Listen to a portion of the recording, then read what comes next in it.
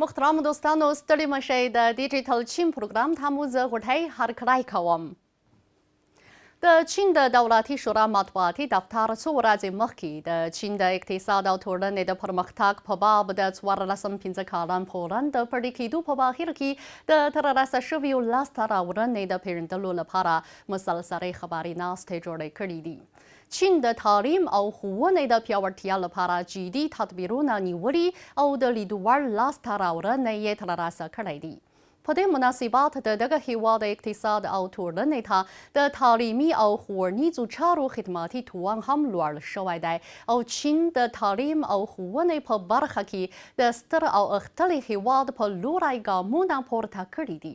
زه به په نننۍ پروګرام کې د ګڼو شمیرو له مخې اړوند معلومات در وپېژنم. د چین د ښوونیزو چارو وزارت څو ورځې مخکې د 2024 کال لپاره د دغه هیواد د ملي تعلیمي چارو د پرمختګ د شمیرنو په اړه یوه اعلامیه خپره کړه. دغه اعلامیه ښیي چې په 2024 کال کې په دغه هیواد کې په مختلفو کچو د بېلابېلو ډولونو ښوونځیو عمومي شمېر 470,000 ته رسېدلی او د رسمي ښوونکو عمومي شمېر یې 18 میلیونه 8 لکه او 150,000 تنو ته رسېدلی دی. په همدې کال کې په چین کې څه باندې 280 میلیونه 4 لکه او 15 تنه زده کوونکي او محصلین په مختلفو کچو د بېلابېلو ډولونو د ډیپلوم په زده کړو بوخت دی. د چین له ټولو ښوونځیو څخه د لوړې درجې ښوونځیو شمېر 3,119 ته رسېدلی او په لوړې درجې د بېلابېلو ډولونو زده کړو کې د محصلینو شمېر 48 میلیونه 4 لکه او 60,000 تنو ته رسېدلی دی. دغه راز په همدې کال کې په چین کې 1 میلیون 3 لکه او 55,000 او 800 تنه محصلین تازه د ماستري او دکتورا په درجو زده کړو کې شامل شوي دي.